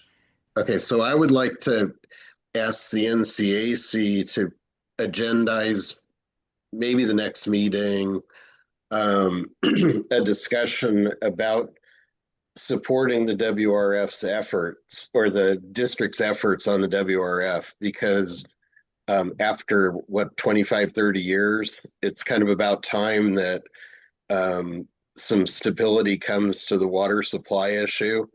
And I think the NCAC should at least consider its willingness to support that effort to the county. We probably get it as a referral anyway. Jeff, we did get it as a referral. It actually came as a referral before my time and then was re-referred to us, and it was voted to recommend approval. And I did speak at the Planning Commission hearing last month. So we'd be doing that again when this appeal hearing comes about at the Board of Supervisors. Sure, yeah, and I think if you want to have a look, we can discuss next month if you guys want to have a look at the appeals this month and see if there's anything that the NCAC wants to discuss and vote on next month in terms of feedback or recommendations. We could also do that and just kind of see where everybody's head's at and if there's anything valuable to add. But yeah, the NCAC did recommend approval. And I can forward the appeals to Christina, and if you guys want to take a look at those and mull those over before the next meeting, I'm happy to answer questions about those next meeting as well. That would be good. Yeah, I feel like that'd be cool. Okay, Brian, do you want to go ahead? I would support Jeff's comment about agendizing. I know we've done it before, but this is important enough and it's been going on for so long, so it would be good for us to support or not support it, whatever the vote is. Well, okay, so we've already voted to support it, but I think what you guys are saying is agendizing and having a discussion and a vote for additional recommendation based off of some more current things. Yeah, I think it's been at least a year since we supported it. Yeah, But, yeah, it's been. But it seems like it's timely to do it again. Yeah, and I think if you guys agendized that and gave Christina your blessing to go and speak as NCAC at the Board of Supervisors hearing, that would be appropriate. I mean, since you've already given that that referral, if you guys are going to discuss, as a body saying, that Chair Galloway has the permission to go to the Board of Supervisors hearing and speak publicly in favor of it, and if there's other members of the committee that want to speak as citizens, I mean, I'm going to send out a GM letter, basically, asking for that type of support for those that want to see this project complete. Because we had a good showing at the Planning Commission meeting, in which obviously there was those that appealed the project itself, and then there was several that spoke in favor of it. So if you do feel passionately about it, I think it'd be good to see all of you at the hearing itself, and then if Christina wanted to speak on behalf of NCAC, I think that carries some weight, and we'd appreciate it from a staff level and a board level. I think it's better if it's supported by a discussion, as Brian points out, where we look at the appeal letters, at least take account of what those members of the community had to say about it. No, of course. I'm saying after you do that. Right. Yeah. Okay, Karen, do you want to go ahead? Yes, thanks. Matt, at the Planning Commission hearing, did they read letters that people had written, whether in support or not? No, they just will listen to public comment. They do take the written comment, but that's not read aloud. So if you want to make comment, it actually has to be in person. Well, if you want to make comment that's read out loud, or because you can make comment in advance and the commissioners or the supervisors read that, but it's just, they're not sitting there like, okay, Christina emailed and said, you think so yeah, you either go or it's read in advance privately. Correct. Okay. Although it's really important to do it either way, because it becomes part of the public record.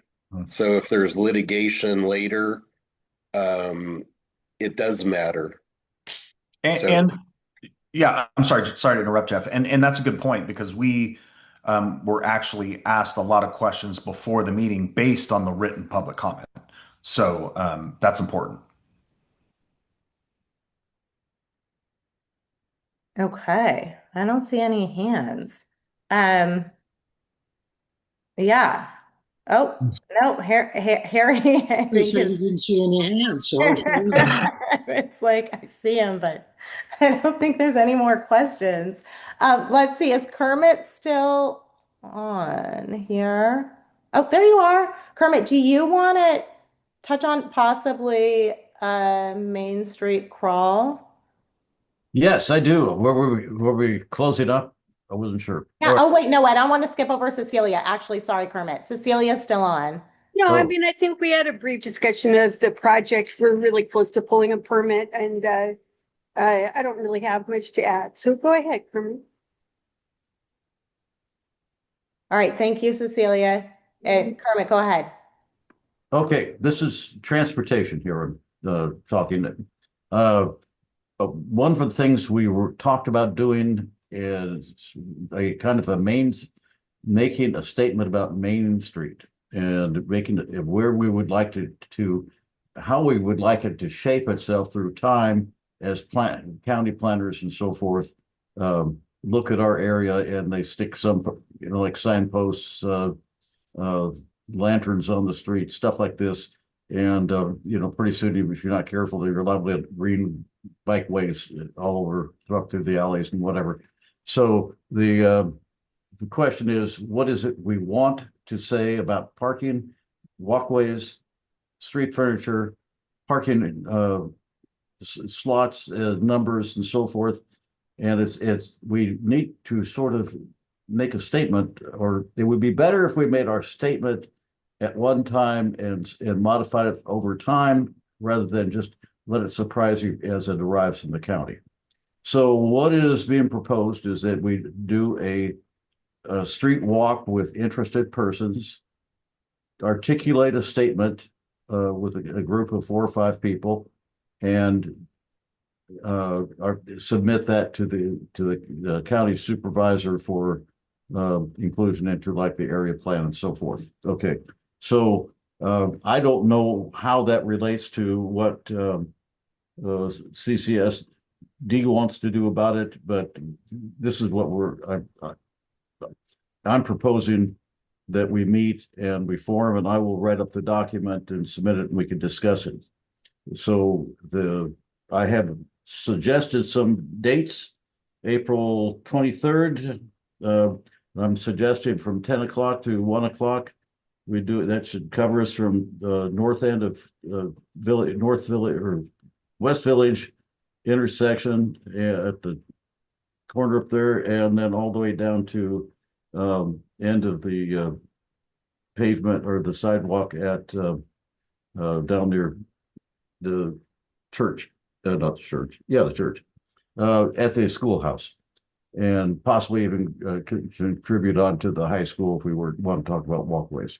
All right, so I threw out, and this may be too soon, but if it gets much longer, it all gets forgotten and wrapped up into other things, and I disappear on some of these things. But I have this one is March 23rd, 26th, and that's a Tuesday, and I think a Thursday, and then the following Tuesday of this coming period of time. Are you April, Kermit? That's in March. Okay, I think that might be a little soon for people, but why don't you do you want to send me a couple of dates, and then I can send it out to the group, and then you tell me what you think is a reasonable time, because I see the sooner the better before we forget it. And totally.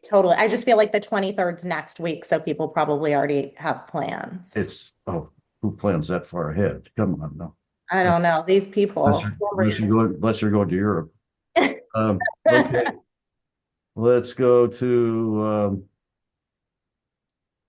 the 31st of March, and the 2nd of April, and the 7th of Tuesday of April. Okay, those are, and then let me see. Okay, March. Okay, I'll send that out in the email. And then just to clarify, like this would just be the beginning stage of like information gathering and taking the community's pulse on kind of what their goals and or concerns are for Main Street. And Yes. this would help us potentially get a study done by Public Works. And we need to say things, but what we are concerned about, and that's essentially what you said. So it's an articulation of our either our position. Enough said. Okay. Well, we can do, I'm just trying to figure out so we could do something like that and then get some notes together, and then maybe Karen and I could do one of our long social posts in April that gets more feedback from the entire community. And I know that there are a couple, not a couple, more than a couple. There's a group of businesses on both East and West Village that are coming together to form a kind of business coalition. So they would be willing to provide feedback as well as business owners on Main Street. So Yes. we can kind of package community feedback, NCAC stroll feedback, and business feedback, and submit that when we request for a Main Street study. Yes, and what I'm suggesting also is that we consider Cambria first, and if we feel good about what our result was, possibly move to San Simeon as they need love too. Absolutely. I love San Simeon. Oh my gosh. Just swimming out there yesterday. Harry Farmer, you want to go ahead? When Kermit began his presentation there, one of the remarks that he made early on was a signpost up ahead. And I immediately thought about entering the Twilight Zone, because that's one of the things that is stated in the beginning. So that's all. We are running into the time. Yeah, we'll be running into the Twilight Zone. Karen, you want to go ahead? Yes, thanks. Are you when Kermit sends possible dates to you, are you going to then send those possible dates to the NCAC or your huge email list? That's a good point. They could send it to you or send it to me. And Well, I think she's asking if it would go to the 12. No, who's it going to? That's what I want to know. Is it just to the NCAC or your huge list when you publicize the meetings? yeah, no, I'd like to keep it small, and I wouldn't mind picking, just keep people out of this committee and Okay. possibly a Okay. CCSD if they were interested in not having, it's one thing to go take the walk on the sidewalk and point and shout, and it's another to sit down with a piece of paper and try to distill it down to a little more smaller condensed version of what predominant things we agreed on. So Right. And then like Christina said, perhaps later we do a monumental post on the yes, socials that to get one I community would pass feedback. up to Christina and you to mail out to bigger Okay. masses. All right. I Thank just you. had the small initial ones. Perfect. And so so I'll send those dates and just see if there's something that works for everybody within those options. But that does bring me to, I'm trying to limit the amount of. Yes, I would think so. I think we could almost just take it out of the committee here, the NCAC group and the CCSD. Yes. And we'll start with that. Then we'll get something more streamlined, and then, so the public can understand what it is that we're asking their feedback on. But in terms of communication, so I'll do that on a separate NCAC email. My question for you guys before we end this meeting, as I'm trying to limit in such a noisy world the amount of emails I'm sending out.